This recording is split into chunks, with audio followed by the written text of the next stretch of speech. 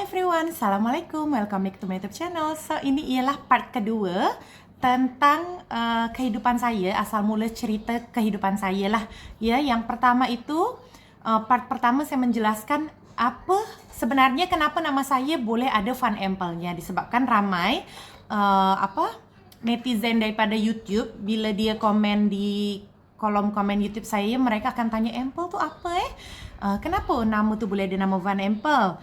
Van Empel tu ialah bermaksudnya apa? So saya jelaskanlah kenapa saya boleh ada nama Van Empel. Okey, part 1 sudah menjelaskan dan sekaligus menjelaskan macam mana kebaikan, ketulusan, kemurahan hati seorang manusia yang menjadi papa saya. Okey, itulah yang bernama Johansia Van Empel. So sekarang di part kedua saya akan menceritakan lebih ke kisah hidup arwah mama saya.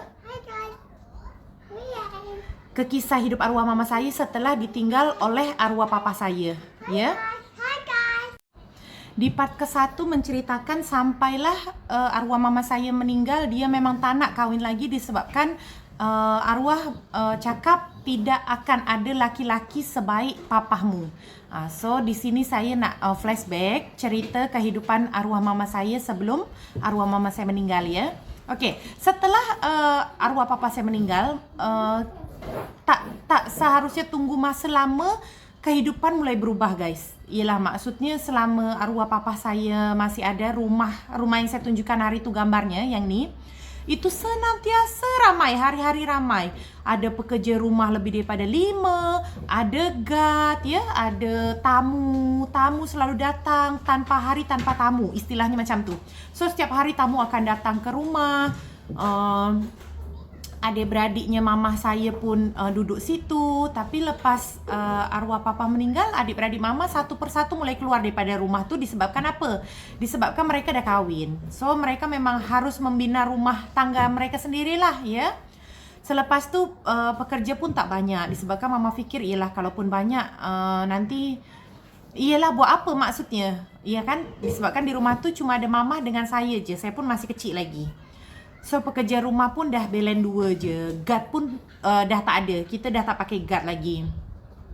Lepas tu macam mana kehidupan mama dah mula macam suntuk tu macam maksud sunyi lah kan. Sunyi, sepi. Maksudnya ialah korang boleh bayangkan tak, selama berapa puluh tahun kehidupan dengan keramaian orang, canda, tawa, kebahagiaan, tiba-tiba berubah menjadi kesunyian kan. Lepas tu mama ni suri rumah, guys. Suri rumah, tapi mama bukan jenis yang pandai berniaga lah maksudnya. Kalau saya memang saya ikut, alhamdulillah saya ada turunan daripada arwah papa saya memang suka berniaga. Saya cepat rapat dengan orang. Saya jenis yang humble lah. Saya mudah berkawan. So saya pun tak ada malu-malu bila saya berniaga. Saya memang suka, dunia saya dunia berniaga. Mama tu tak. Jadi bila arwah papa tak ada, mama macam bingung tau. Mama nak meneruskan hidup macam mana? Ya, papa ada tinggalkan harta, macam ada tanah kan, ada kereta, ada motor-motor besar yang saya cerita masa arwah papa saya hidup kan, dia ada buat kumpulan motor-motor besar. Tu ada. Tapi ialah ramai dekat motor tu, ada dekat beberapa kawan papa. Okay, so bila dah berjalan 1, 2, 3, 4, 5 tahun, mama dah mula rasa macam harta tu sikit-sikit dah mula habis, ya. Bila dah macam tu, mama mula teringat, apa motor papa masih ada lagi ni. Kita sebutlah contoh dekat bapak siapa gitu kan, ada lagi ni motor papa, jomlah kita ambil, dia kata. Bila sekali kita datang rumahnya, mama kata, dulu motor Pak John ada kan, saya nak ambil boleh? Tiba-tiba orang tu kata, boleh kalau nak ambil, tapi kita kena tebus duit. Dengan alasan motor tu dah pernah masuk bengkel lah, spare part dah ada yang rusak lah, bla bla bla bla. So kita kena ambil duit. Pada masa tu kita kena bayar RM10,000. RM10,000, maknanya dalam 30 juta lebih. Korang bayangkan, sedangkan itu motor-motor kita. So mama kata, tak apalah, tak apa. Saya ikhlaskan je motor saya, dia kata. Kalau memang itulah, saya harapkan, mama katalah, saya harapkan motor tu betul-betul ada yang rusak. Tapi kalau motor tu tidak ada yang rusak, maknanya engkau dah makan harta anak yatim, mama kata. Terus mama pulang. Lepas tu banyaklah mama ni memang setelah papa meninggal, hidup mama selalu ditipu. Tu yang terkadang saya itu betul-betul jadi pengajaran hidup untuk diri saya sendirilah. Tu yang kenapa saya nak kongsi cerita ni dengan korang. Maksudnya kita harus macam mana nak kata itulah, kalau duit ni memang jahat kan. Saudara boleh jadi musuh, teman boleh jadi musuh. Bukan berarti saya menceritakan saudara atau teman saya jelek, tak. Tapi ialah maksudnya banyak kehidupan ni yang dah kita lalui, memang kita akan rasa, kita makan asam, garam, manis, kita semua kita akan rasakan. Tapi alhamdulillahnya Allah bagi pengajaran untuk saya, disebabkan saya anak satu-satunya, jadi saya boleh melihat kehidupan saya memang dengan mata kepala saya sendiri, tanpa saya harus mendengarkan cerita orang-orang. Dan saya melihat bagaimana kekuatan arwah mama saya untuk hidup dengan saya lah maksudnya. Masa arwah papa meninggal tu, baru-baru papa meninggal, tiba-tiba ada kawan dia datang tau. Kawan dia datang, dia kata nak pinjam kereta. So mama saya pinjamkan. Tapi dia pinjam dengan surat-surat semuanya. Dan dengan ketulusan hati, mama saya pun pinjamkan surat-surat kereta tu. Korang tahu tak? Pada masa tu saya kecil lagi. Umur saya belum sampai 5 tahun. Manalah saya boleh larang mama saya kan? So dipinjamlah kereta tu. Bila dipinjam, terus hilang. Tak dipulangkan. Maksudnya tak dikembalikan. Kita nak cari dia pun dia menghilang. Korang boleh bayangkan tak dahsyatnya macam mana orang tipu arwah mama saya. Lepas tu macam ada kawan-kawan mama, tapi memang sejujurnya saya cerita, kawan-kawan mama saya bila nak dicari yang memang berkawan daripada hati ke hati, tak banyak. Disebabkan memang bila saya dah membesar, kalau saya datang ke rumah kawan mama, saya akan nampak harta benda mama ada dekat rumah kawan mama. Saya pergi lagi kat rumah kawan mama yang satunya pun macam tu. Harta benda yang ada di rumah saya dah berpindah dekat rumah dia. Tu yang saya kata, ya Allah, saya tak tahulah macam mana ceritanya boleh terjadi macam tu, tapi biarlah itu jadi kenangan hidup saya, ya. Maksudnya saya tahu itu harta benda rumah saya, tapi saya hanya boleh memandang benda tu dah ada dekat rumah orang. Wallahu alam ceritanya macam mana, ya. Lepas tu lagi banyaklah yang macam tu. Daripada rumah saya yang penuh harta lah, maksudnya ada yang macam guci antik, sampailah bila saya membesar rumah saya dah tak ada apa-apa. Korang boleh imagine tak? Korang boleh bayangkan tak? Rumah saya jadi kosong tu. Apabila kita tengok album gambar-gambar yang dulu, automatik kita akan meneteskan air mata. Disebabkan ya Allah, kejayaan arwah papa ni sebegitu dahsyatnya, sebegitu besarnya, tapi tak ada satu pun yang boleh saya nikmati. Semua dah hilang. Tapi alhamdulillah Allah bagi dugaan tu menjadi kedewasaan untuk diri saya. Saya pun sempat berfikirlah, kalaulah sampai papa saya dah meninggal, hidup saya dimanjakan dengan harta, saya tak tahulah saya punya ke tidak, apa maksudnya apakah saya mempunyai hati yang macam ni? Maksudnya macam ni bukanlah saya kata saya ni sempurna, saya ni baik, tak. Tapi saya mempunyai rasa yang sangat-sangat sensitif. Saya tak boleh tengok bila macam orang susah. InsyaAllah Allah bagi rezeki lebih daripada saya pun akan berbagi lagi rezeki tu kepada orang yang memang kurang mampu. Macam tu. Jadi saya rasa alhamdulillah saya masih mempunyai rasa yang mudah tersentuh bila saya tengok family atau kawan-kawan saya ataupun orang setakat di tepi-tepi jalan. Saya boleh mempunyai rasa belas kasih lah, maksudnya bahasa Indonesianya. So macam tu lah. Jadi saya banyak bersyukur je. Walaupun adalah beberapa kali di saat diam saya bertanya, ya Allah, kenapa jalan kehidupan saya seperti ini? Macam tu, okay. Tak apalah, itu jadi intinya macam tu. Kita kita bukannya berarti kita tak boleh percaya dengan orang, tapi biarlah kepercayaan tu hanya milik kita dengan Allah. Disebabkan apa ya bahasanya, maksud kalau orang Indonesia kata harta tu panas. Harta tu panas, uang duit tu memang panas. Macam tu. Jadi itulah pesan dan kesan saya untuk korang yang tengok video saya ni, ya. So apa lagi saya nak cerita, macam banyak sangat yang saya nak ceritakan dalam kepala saya, jadi saya macam tak tahu mana satu. Okey, kita bahas arwah mama dulu ya. Sampailah macam tu. Mama saya, hidup saya dengan mama saya sempat bergelombang, sempat di atas, sempat di bawah, sempat di atas, sempat di bawah macam tu. Jadi bila insya-Allah Allah bagi lagi dugaan untuk saya, kalaupun keadaan saya di bawah, insya-Allah saya boleh bertahan hidup, disebabkan saya dah banyak melalui kehidupan yang memang orang kata nak senang tu memang senang gila, yang susah tu memang susah gila. Jadi bila keadaan saya di kehidupan ni macam sedang-sedang, memang saya insya-Allah saya akan maintain kehidupan saya, kalau boleh biar tak sampai di titik terbawah yang saya pernah lalui. Tapi even pun Allah nak bagi dugaan lagi untuk saya, kehidupan saya macam jatuh, insya-Allah saya boleh bertahan. Macam tu. So jadi memang mama ni, saya boleh kata mama ni memang Wonder Woman lah. Bukan saya je yang cakap tau, ramai orang-orang kata, semua orang-orang kata mama awak ni sangat-sangat hebat, disebabkan tak menutup kemungkinan mama ni boleh jadi gila. Kenapa boleh jadi gila? Disebabkan dulu masa mama hidup dengan papa, mama ni bergelimpangan harta, jadi puteri. Korang bayangkan, di saat mama nak membuat kopi untuk papa kata apa? Saya kahwinkan awak untuk jadi puteri saya, bukan jadi pekerja rumah saya. Wah, dahsyat. Ada ke lelaki sekarang macam tu? Saya tanya. Yelah, maksudnya bukan berarti kita membanding-bandingkan, tak. Tapi saya hanya ingin berkongsi bahawa memang Allah ada ciptakan orang yang memang betul-betul baik, yang betul-betul boleh kita jadikan pengajaran. Alhamdulillahnya orang itu ialah papa saya. Macam tu. Jadi memang dahsyat lah.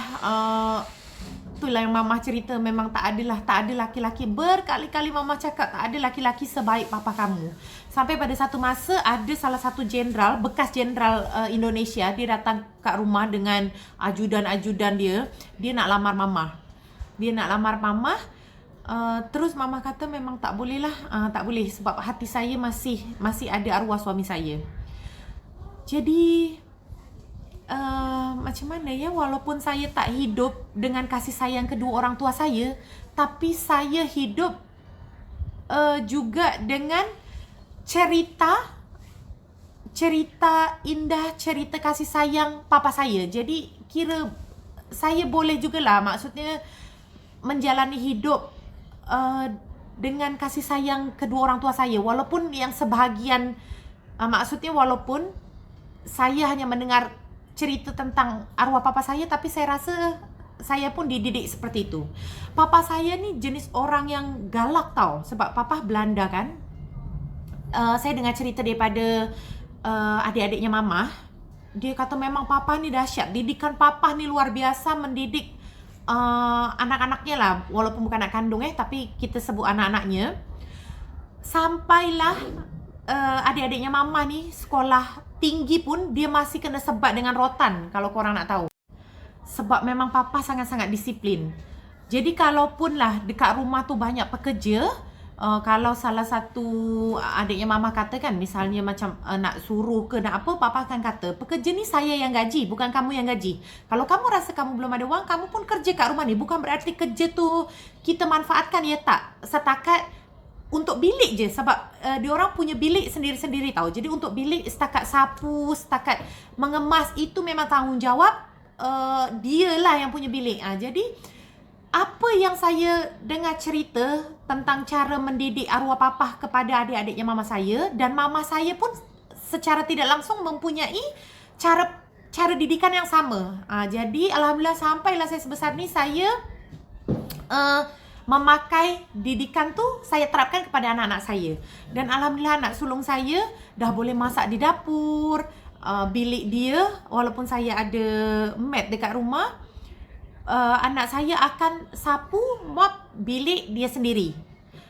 Dia lepas makan dia akan basuh pinggan. Tapi kalau petang, lepas kita makan petang, pinggan satu rumah tu, macam pinggan saya, pinggan suami dengan pinggan dia yang akan basuhkan. Tu yang saya kata, tak apa, orang nak fikir saya ni galak dengan anak, saya ni macam tak sayang dengan anak, tak kisah. Disebabkan saya berfikir, macam mana kalau nanti saya dah tak ada umur, anak saya boleh bertahan hidup sendiri. Itu yang saya fikir. Sebagaimana saya boleh menjalankan hidup saya tanpa papa. Saya nak anak saya boleh kuat. Yelah, maksudnya memang itu tabu tau. Tapi itu yang akan anak saya rasakan. Apalagi anak saya perempuan sulung kan, maksudnya anak nombor 1. Dia masih ada tanggungjawab untuk adik dia. Sedangkan saya pun anak tunggal. Jadi saya nak anak saya kuat. Saya tak nak anak saya terlarut-larut bila nanti saya dah tak ada umur lah. Saya nak anak saya kuat, anak saya boleh menjalankan hidup, anak saya boleh survive. Itu yang saya nak. Okay, lepas tu macam tu lah. Sampailah saya dah besar, saya kerja. Masa dulu saya sempat berlakon di beberapa acara TV Indonesia. Lepas tu saya pun sempat model, saya modeling. Pada masa saya modeling tu, saya tak collapse tau. Saya lepas sekolah menengah, saya terus kerja. Saya modeling. Lepas saya modeling tu, saya memang terus membiayakan mama. Jadi macam membiayakan mama dalam arti rumah yang besar tu saya yang bayarkan bil api air. Tiap-tiap bulan saya biayakan mama, walaupun sebenarnya mama masih ada lagi harta daripada papa. Contoh, masih ada tanah, masih ada rumah, tapi maksudnya saya nak membuat diri saya mempunyai tanggungjawab. Jadi semua saya biayakan, alhamdulillah. Tu yang saya kata, Allah dah bagi dugaan saya daripada susah ke senang bila saya model ni. Bukan saya nak kata sombong, tapi memang ini jadi pengajaran hidup. Saya setakat dalam hari yang sama, saya nak beli motor boleh, saya nak beli beg LV yang harga puluhan ribu saya boleh, saya nak beli diamond saya boleh, semua saya dah rasa. Tu yang bila saya tengah diam, saya akan berfikir, ya Allah, memang dahsyat Allah mempunyai kisah hidup untuk umat-umat dia, memang sangat dahsyat. Alhamdulillah, saya betul-betul jadikan pengajaran itu untuk hidup saya. Tu yang saya kata, kenapa saya boleh duduk dekat Malaysia. Ramai juga yang tanya, macam, yelah dulu katanya saya kerja kan, model, tapi kenapa sekarang saya boleh duduk dalam hutan kan dekat Malaysia. Tak kisah, disebabkan tu saya kata, saya pernah hidup susah, saya pernah hidup senang, semua saya pernah lalui. Jadi nak macam mana pun Allah berikan posisi untuk saya, InsyaAllah saya boleh lalui. Macam tu. Sampailah saya dapat jodoh dekat Malaysia. Saya stay dekat Malaysia. Lepas tu saya nak tunggu anak kedua lama. Saya dah sempat ceritakan dekat YouTube channel saya yang saya buat program IVF ya, atau bayi tabung. Korang boleh scroll je dekat video saya. Program IVF pun ada part sampai 3 saya dah ceritakan. Selepas saya pregnant tu, masa saya pregnant, semasa saya pregnant anak kedua, saya pregnant 8 bulan, arwah mama saya meninggal. Korang boleh bayangkan tak? Dan itu saya tak dapat balik ke Indonesia. Okay, video ni dah panjang. Yang korang penasaran macam mana kelanjutan saya, untuk di part ketiga, insyaAllah part ketiga saya nak menceritakan saya tak boleh balik Indonesia disebabkan perut saya sudah 8 bulan pregnant. Jadi semua flight tak nak terima saya disebabkan berbahaya lah maksudnya. Selepas tu pun ada COVID. Semasa saya tak balik kampung 2 tahun lebih, sudah ada 4 family saya meninggal. Yang 3 tu meninggal pasal COVID. Itu sangat-sangat membuat saya down lah kiranya kat sini. 2 tahun saya tak balik, tapi saya kehilangan 4 family saya. Itu yang saya akan ceritakan di part ketiga. So kalau korang nak dengarkan lagi lanjutan part ketiga, komen di bawah. Jangan lupa untuk tekan like, komen, subscribe, share video saya agar video saya lagi berkembang. Sekali lagi saya nak berpesan, cerita ini hanya untuk jadi pengajaran hidup. Yang tak bagus atau yang jelek korang buang, yang bagus korang boleh jadikan pengajaran hidup. Saya manusia hanyalah tempat membuat salah. Semua kebaikan, semua keindahan, semua hal yang baik, bagus, betul hanyalah milik Allah. Okay guys, Assalamualaikum.